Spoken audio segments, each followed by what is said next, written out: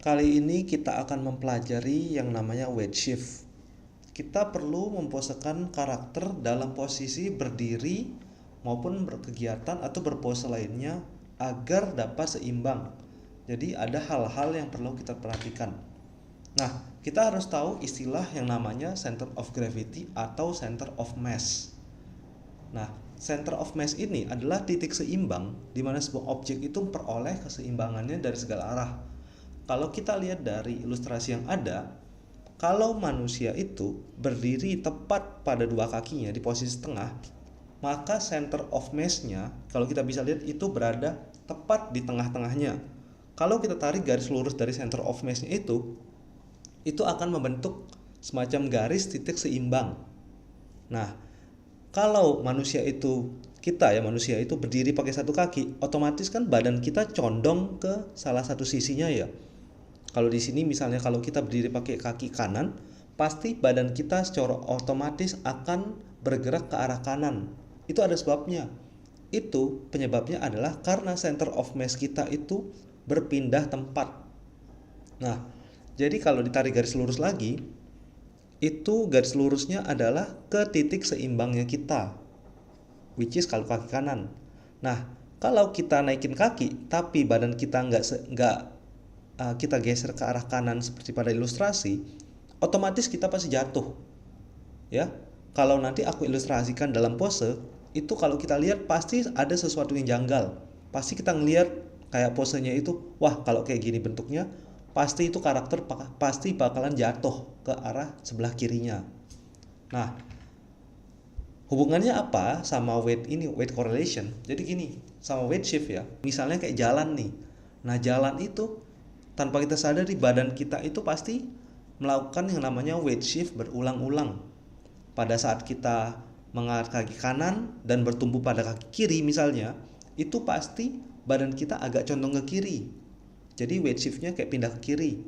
Nah, pada saat kaki kanannya itu mulai lurus lagi ke depan, weight shiftnya itu bergerak lagi ke tengah. Jadi badan kita agak lurus. Nah, begitu berikutnya pada saat kita mulai napak kaki kanan dan kaki kiri kita naik, badan kita itu agak bergeser ke arah kanan. Karena weight shift kita itu pindah ke sebelah kanan, dan kalau tadi garis lurus kayak tadi, itu pasti numpunya pakai kaki kanan. Nah, jadi kita berusaha membuat pose yang menyeimbangkan badan kita. Ya. Dari sini kita mulai mengerti tentang sedikitnya body mekanik manusia itu gimana. Nah, di sini fungsinya apa? Kita fungsinya belajar kayak weight shift gini, perpindahan gitu, agar saat membuat gerakan, kita itu gerakannya itu mekaniknya itu make sense dan masuk akal untuk dilihat.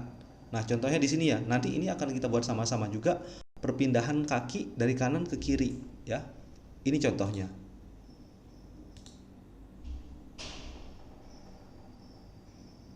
Sekali lagi.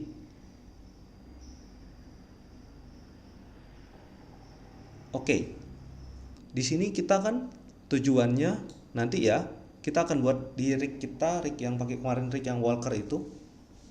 Kita akan bikin pose awal seperti hadap kiri, lalu nanti pose akhirnya adalah dimana karakternya hadap kanan. Nah, di sini kita harus analisa pergerakannya dulu. Kita harus tahu mana pose-pose intinya dulu. Nah, kalau aku membuat animasi seperti ini, pasti yang aku ambil itu adalah pose yang paling intinya banget dulu sebelum kita masuk ke pose breakdownnya nanti. Nah, ini akan kita bikin di blocking dulu ya. Jadi pose awalnya itu awal banget adalah ini, pose di sebelah hadap kiri, dan lalu pose dia hadap kanan. Nah, jadi terus habis itu gimana yang kedua?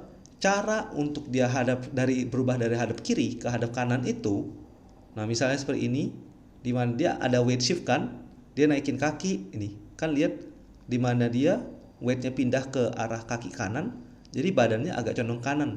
Itu kita masukkan bebas, boleh masukkan di blocking atau dimasukinnya di blocking plus, ya. Nah, lalu pada saat dia pindah ini, nah kelihatan kan kaki sebelahnya itu agak lurus terus, lalu napak. Nah, pada saat dia napak ke sebelah kaki kiri, nah kelihatan lagi kan badannya agak condong ke kiri. ya. Lalu baru dia mulai napak, badannya condong lagi ke arah ke kanannya dia, lalu pindah lagi ke kiri. Nah, pose-pose inti ini yang harus kita tangkap, ya, yang harus kita masukkan di bagian blocking ataupun blocking plus. Oke, sekarang setelah ini mari kita coba di file Maya-nya langsung.